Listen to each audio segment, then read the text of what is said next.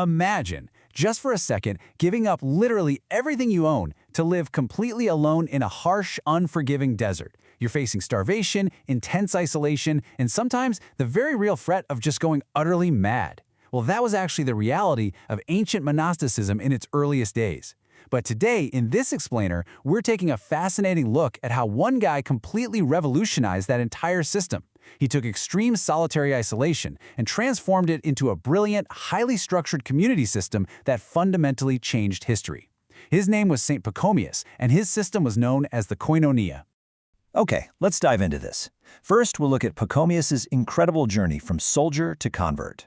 Then, we'll cover the shift to Cenobitism, unpack the actual rules of the Koinonia, look at his servant leadership, and finally, wrap things up with the spirituality and historic context. Section 1. From Soldier to Convert. So Pachomius was actually born to pagan parents around 292 AD in a village in Upper Egypt. And right from the start, he had this innate childhood aversion to idolatry.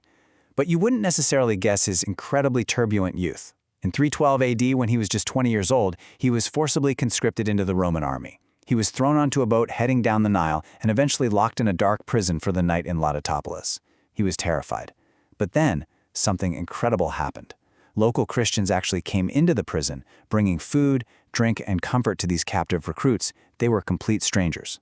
Pachomius was entirely blown away by this charity. It was a massive, life-changing conversion moment for him. He promised God right then and there that he would dedicate the rest of his life to serving humanity. And this transformation was remarkably rapid. Born in 292, drafted and converted around 312, and by 323, just over a decade later, he had already founded his first monastery at Tabanesi. He passed away in 346, leaving behind an absolute empire of communal living. Section 2. The Shift to Cenobitism. To really appreciate Pachomius' genius, we first have to understand two key terms. The first is anchoritism. Basically, this was the extreme, solitary hermit life led by early figures like St. Anthony. Now, while it was spiritually heroic, it had severe physical and mental drawbacks. Total isolation could be incredibly dangerous. The solution to this problem was Cenobitism, which literally translates to monastic community life. And this is the revolutionary community-based system that Pachomius pioneered. To show you just how dangerous unchecked solitary anchoritism could be, get a lot of this shocking anecdote from the historical texts. While Pachomius was training under an older hermit, a neighboring monk came over and challenged them. Driven by immense pride in his own spiritual strength, this monk literally stepped onto glowing hot coals, recited a prayer, and walked away completely unscathed. Wild, right? But unchecked extremism is completely unsustainable. A few days later, that exact same monk, bloated with pride, suffered a convulsive fit, completely lost his mind, and tragically ended up throwing himself into an open furnace and burning to death. Extreme isolation without guidance was literally a matter of life and death. Now, what's really interesting about this is how the solution came about. According to historical legend, while Pachomius was wandering near the village of Tabanesi, an angel appeared and handed him a bronze tablet. Engraved right there on the metal was the model for his new community. Notice the tone of this rule. Let every man eat and drink as suits his strength. It calls for separate cells, sure, but eating meals together. It is profoundly moderate. It's built on balance, not extreme, showy suffering. The contrast between Pachomius and his own mentor, Saint Palamon, perfectly illustrates this massive shift. Palamon practiced grueling asceticism. Once, when Pachomius added just a single drop of oil to their crushed salt for Easter, Palamon wept. He said his Lord was crucified, so how could he possibly eat oil? Actually, he made Pachomius swap it for ashes. Pachomius respected his mentor deeply, but his absolute genius was realizing that to build a sustainable community for hundreds of men, you needed a moderate rule. You just can't run a society on ashes. You run it by allowing every man to work and eat according to his own strength. Section 3. Rules of the Koinonia.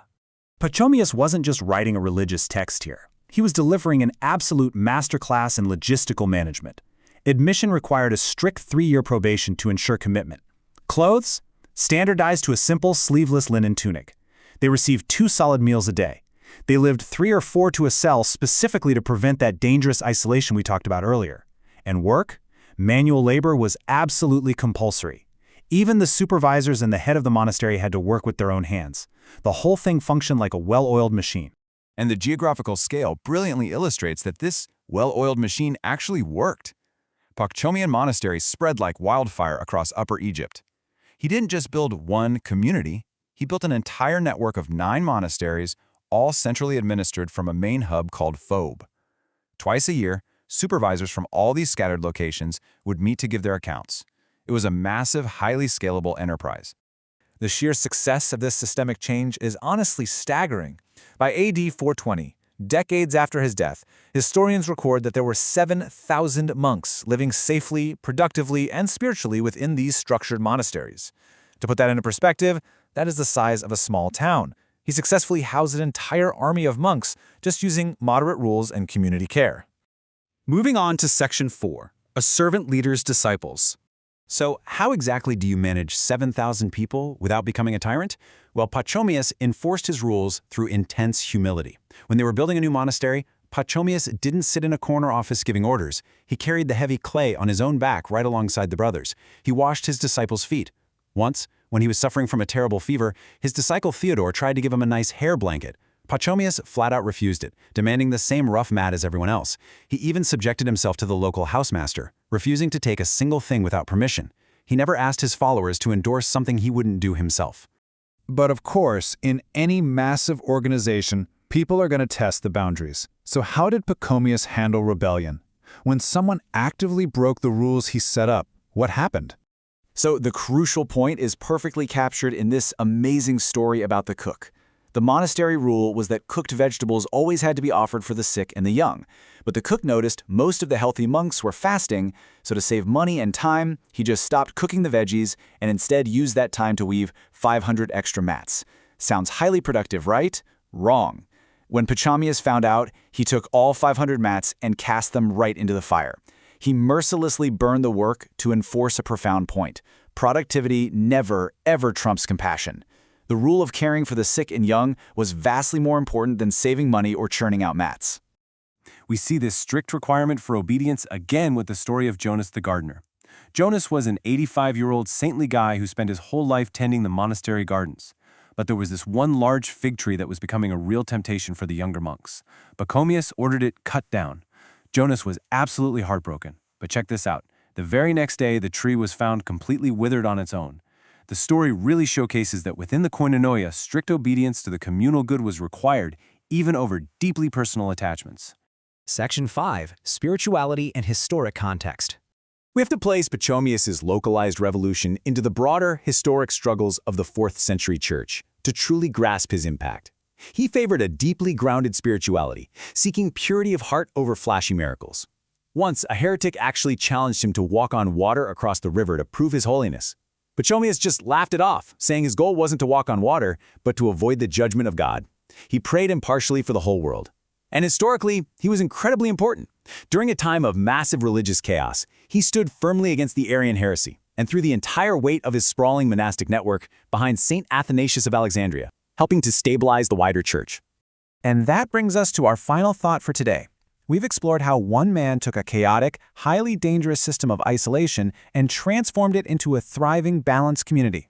It begs the question, how can the ancient principles of the Koinonia, moderate rules, intense servant leadership, and prioritizing communal care over raw productivity, solve our modern organizational problems today? Think about how these 4th century insights could apply to your workplace, your community, or even your personal life. Thanks for diving into this explainer with me.